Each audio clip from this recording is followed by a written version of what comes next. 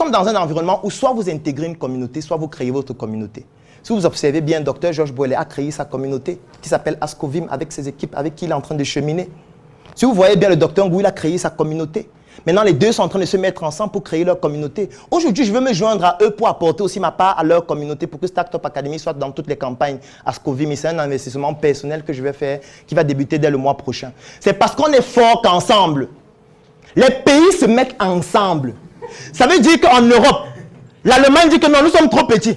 La France, non, nous sommes trop petits. L'Allemagne et la France se mettent ensemble. Ensuite, ils essayent d'aller convaincre les autres pays européens que mettons-nous ensemble, créons l'Union européenne. Aux États-Unis, c'est fait depuis des dizaines et des vingtaines d'années. En Afrique, on est en train d'essayer de le faire. Et vous, qui êtes-vous pour avancer seul? Donc, vous voulez avancer à votre frère du quartier ou votre ami. Vous voulez être deux et aller résoudre les problèmes de la santé. Il est impossible d'affronter un combat aussi difficile en étant seul. Parce que si les États se mettent ensemble, ça devrait être une leçon pour tout le monde que personne ne peut évoluer seul. Mais comme je sais que chacun a son ego, parce que quand on va se mettre ensemble, la question qui va suivre, c'est qui sera le patron? Pourquoi c'est lui et pas moi? Pourquoi le patron est toujours quelqu'un de telle région? Et c'est là où votre inconsistance intellectuelle se met donc en avant. C'est pour ça que j'ai décidé de m'appeler un assassin. L'assassin de cette inconsistance qui doit être brisée de manière violente. Parce que vous ne pouvez pas avoir un enfant qui doit aller à l'école à 6 h ou à 7 h, qui est couché jusqu'à 9 h 30 parce qu'il a vu la télé toute la nuit, et vous venez chuchoter dans son oreille, « Mon fils, il est déjà à 9 h, pourquoi tu ne parles pas ?» Aucun parent ne ferait ça.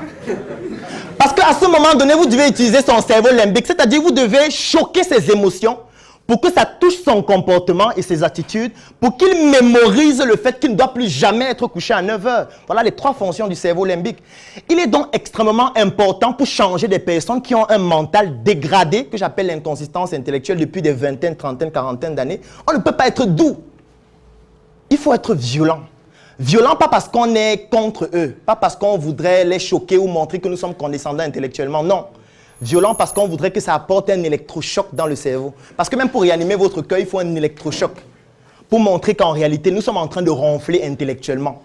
Et la première étape, c'est de sortir d'abord du sommeil intellectuel. C'est pour ça que j'aime utiliser l'expression « vendre son lit intellectuel » pour commencer à comprendre que l'environnement fonctionne d'une certaine manière. Et dès qu'on a compris comment l'environnement fonctionne, on peut y apporter des solutions dans un premier temps seul et dans un moment beaucoup plus long, ensemble pour être plus efficace. Parce que si le docteur Georges Bouellet continue de faire ce qu'il fait seul, ça n'apportera des solutions à personne. Ce sera des solutions microscopiques qui ne seront même pas visibles. La preuve, il le fait depuis plus de 10 ans. Et il y a des gens ici qui ne le connaissaient même pas. Ils ne savaient même pas ce qu'il faisait, alors qu'il travaille depuis 10 ans acharnément. Il se bat tous les jours. Chaque semaine, il est sur le terrain. Mais vous ne le connaissez pas. Vous buvez les bières, vous dansez, vous regardez la télé et tout. Ça veut dire que les actions qu'il est en train de mener, où il donne toute son énergie. Il a abandonné sa carrière parce qu'il aurait pu être un formidable professeur en médecine qui fait le tour du monde avec ses qualifications.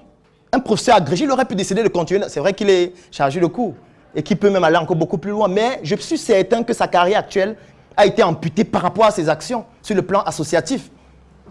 Mais vous voyez que malgré tout son acharnement, vous ne le connaissez pas. Ça veut dire qu'il peut faire comme ça jusqu'à mourir. On va dire qu'il y a un docteur là, docteur Georges Bouellet, il se baladait dans les villages, il faisait ceci. Les gens disent, ah bon? Ouais, RIP. Ce n'est pas dommage. Ce n'est pas dommage qu'un monument comme celui-ci ne soit pas connu par tout le Cameroun, par toute l'Afrique, parce que pour moi, le Cameroun n'est qu'un quartier, parce que notre pays, c'est l'Afrique. Ce n'est pas dommage que des icônes comme ça soient préservées. Ce n'est pas dommage que nous ne puissions pas nous mobiliser pour que ce type d'icône ne se décourage jamais. Parce qu'un autre élément qu'il faut comprendre, c'est que l'entrepreneur chemine avec la dépression au quotidien. La dépression est l'ami intime de l'entrepreneur. La particularité de la dépression, c'est que quelqu'un qui déprime, ce n'est pas forcément quelqu'un qui est en train de pleurer chaque jour. Quelqu'un qui déprime peut être quelqu'un qui est sur les statues en train de danser à longueur de journée. Chaque soir, il va embêter, il boit avec ses amis. Alors qu'il est atteint un stade ultime de la dépression et un jour vous allez attendre qu'il s'est suicidé. Parce qu'en réalité, il s'est créé une prison, il a pris la clé, il a jeté. Et il n'a plus l'honnêteté de dire aux gens qu'en fait, c'est un film que j'ai créé autour de moi.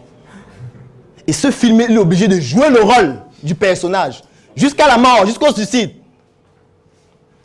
Ne menez pas une vie qui n'est pas la vôtre. Ne comparez pas ce que vous faites avec ce que les autres font. Comparez-vous avec vos résultats d'hier. Voyez si vous êtes en train de progresser parce que par rapport à ce que vous faisiez l'année dernière. C'est ça qui est plus important. Parce que c'est ça qui correspond à vous, à votre spécificité. Si vous voulez aller à un niveau plus élevé, vous pouvez utiliser un levier qui est celui de se mettre avec l'autre pour qu'ensemble, nous puissions faire quelque chose de plus grand. Parce que 100% de 1 million, ça vaut moins que 1% de 10 milliards. C'est mieux d'avoir 1% d'un groupe puissant au lieu d'avoir 100% de médiocrité. Et c'est sur cette note que je vais terminer parce qu'aujourd'hui, j'ai compris par exemple, lorsque je faisais mes consultations en médecine à longueur de journée, qu'en réalité, les patients ne souffrent pas de ce dont on croit souvent. Et eux, ils l'ont compris mieux que moi. Parce qu'eux, ils l'ont compris, ils ont décidé de passer à l'action à travers le bénévolat, à travers des actions sociales. Pour toucher à quoi? L'humain. Sauf que pour toucher à l'humain, il faut apporter à l'humain ce dont il a besoin. Eux, ils ont décidé d'apporter des consultations, des opérations chirurgicales, des bancs dans des établissements, des moustiquaires imprégnés. Mais pour pouvoir avoir tout cela, il faut avoir de l'argent. Il faut que quelqu'un paye. Parce que si quelqu'un ne paye pas, ce n'est pas possible que ça se fasse. Quand vous êtes sur Internet, est-ce qu'il y a quelqu'un ici qui a payé pour être sur Facebook? Est-ce qu'il y a quelqu'un qui a payé pour créer sa boîte email? Bon, vous pensez que les ingénieurs de Facebook gagnent leur vie comment? Si vous ne payez jamais rien. Donc vous créez votre compte gratuitement, vous vous connectez, vous publiez vos photos, vous êtes avec vos amis, vous draguez les filles, vous sortez ensemble, vous venez dire que voilà comment ça s'est passé, vous venez même publier les sextapes. Bon, les ingénieurs qui se rassurent que les serveurs soient toujours fonctionnels pour que la plateforme ne s'arrête pas là. Eux, on les paye comment si vous ne payez rien? Ça veut dire qu'il y a quelqu'un qui paye. C'est qu'il y a quelqu'un qui paye pour que vous utilisiez ça gratuitement. Et comme vous êtes en train d'utiliser ça gratuitement, il faut bien qu'on prélève quelque chose chez vous pour vendre ça aux personnes qui payent. Ce qu'on prélève chez vous, c'est votre nom, c'est votre âge, c'est vos données de géolocalisation. C'est pour ça que vous ne pouvez pas désactiver le GPS de votre téléphone. C'est impossible. La fonction qu'on a mis dans votre téléphone où on dit désactiver là, c'est virtuel. On ne peut pas désactiver le GPS. Même quand le téléphone est éteint, on peut vous localiser. Et ce n'est pas pour rien, parce que c'est une information qu'on vend aux entreprises. Parce que si vous avez votre téléphone, vous êtes connecté sur Facebook et constamment vous allez en France, vous allez aux États-Unis, vous imaginez qu'on ne paye pas le billet à tel voyage pour aller aux États-Unis. Ça veut dire que vous payez dans les billets d'avion. Ça veut dire qu'une entreprise qui vend des billets d'avion va cibler ceux qui passent le temps à voyager pour leur proposer leur campagne, pour leur proposer leurs billets, pour leur proposer leur promotion. Et Facebook va leur facturer ça. C'est pour ça que vous utilisez gratuitement. Il faut donc qu'il y ait des gens qui aient de l'argent pour que ça continue de fonctionner. Parce que si ceux qui ont de l'argent n'ont plus d'argent, ça ne sera plus possible d'aller faire une campagne à 6 millions. Parce que Georges Bollé ne gagne pas 6 millions par mois. Et même s'il en gagnait, il ne devait pas sacrifier sa famille pour aller faire des campagnes pour aider gratuitement pour que sa famille meure. Ce ne serait pas logique. Ce serait même un humanisme dangereux qu'il faut interdire. Vous ne pouvez pas donner ce que vous n'avez pas. Vous ne pouvez pas donner quelque chose qui vous tue. Vous ne pouvez pas être un médecin pauvre et être au quotidien sourire. Ce n'est pas possible. Pour sourire, il faut traverser et travestir les besoins élémentaires. Pour travestir les besoins élémentaires, il faut de l'argent.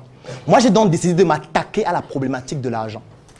Pourquoi? Parce qu'en réalité, un être humain, il est bio, il est psycho et il est social.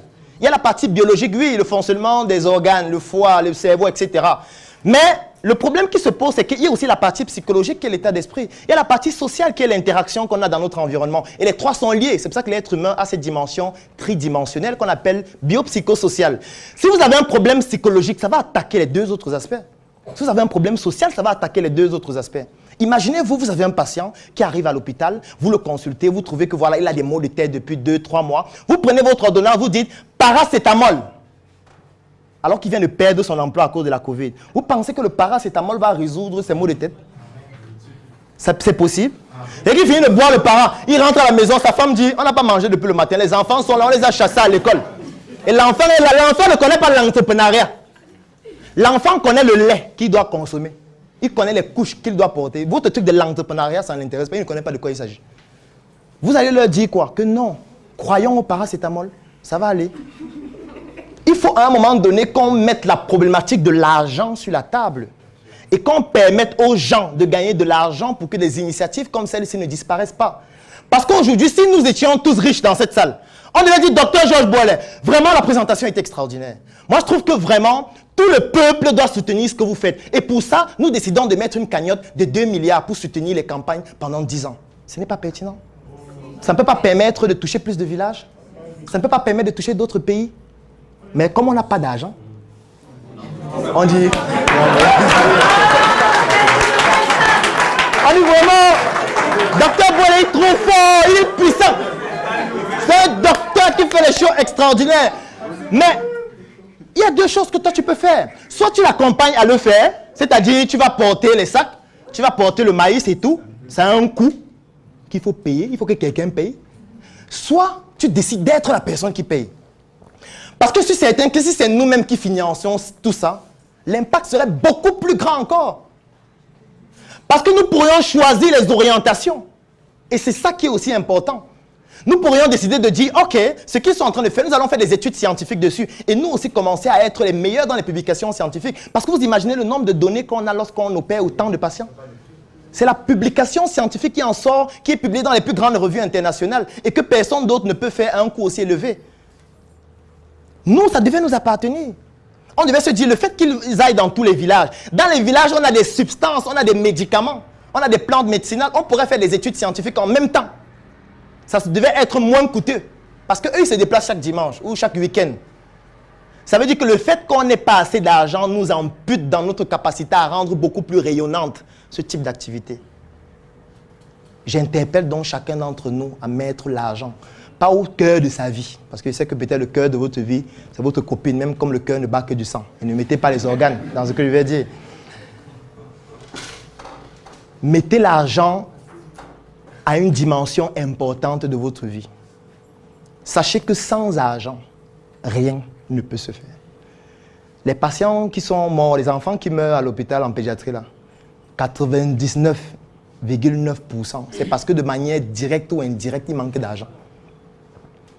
Ça veut dire qu'il y a des cas, et moi j'en ai vécu plusieurs, où un patient meurt parce qu'il n'y a pas de 10 000.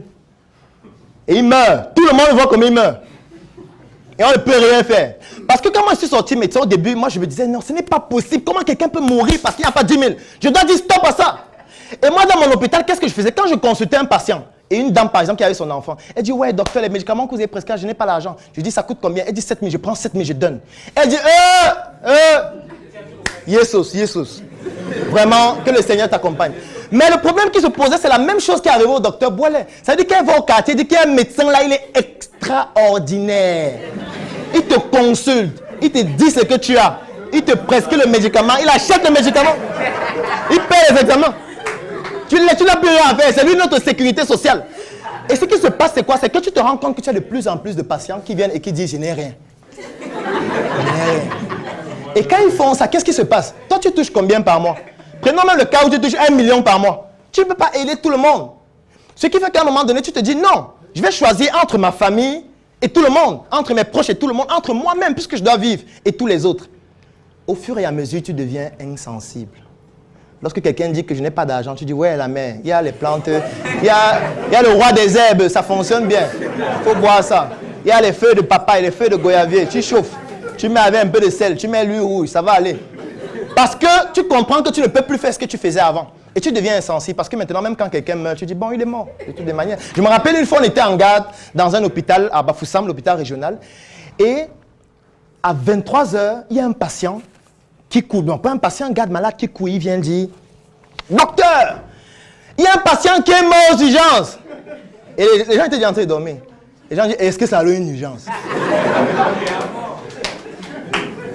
Mets le drap sur lui, le matin on va venir le porter. Nous on ne soigne pas les morts. Vous voyez à quel point l'insensibilité est arrivée. Je me rappelle une autre fois, il y a un patient qui est arrivé à l'hôpital, il avait eu des œdèmes. C'était toujours à Bafoussam. Il a eu des œdèmes, il est allé chez un marabout, on a scarifié son pied pendant 3 mois. Parce qu'on disait qu'on va enlever le mauvais sang. On scarifie, on appuie le sang, sort. Tu vois comment le sang est noir, non? C'est ça. Il mettait les produits, le sang noir sort. Son pied a pourri carrément. Avec des escarres partout. Il arrive dans l'hôpital, il est couché aux urgences. Et moi, j'étais étudiant en 5e année. J'arrive avec le médecin, bon, je ne peux pas le citer, mais je vais seulement dire ce qui s'est passé. J'arrive avec le médecin. Et quand le médecin arrive aux urgences, il dit tu étais chez le marabout, n'est-ce pas? Tu sais qu'on va couper ton pied, non? Ce jour,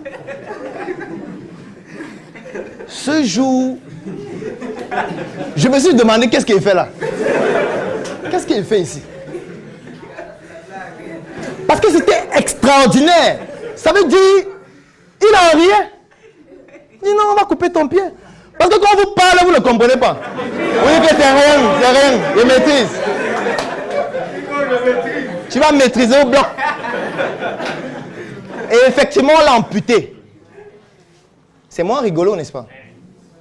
Parce que ça peut être un membre de votre famille, ça peut être votre mari, ça peut être votre frère, votre père, ou vous-même.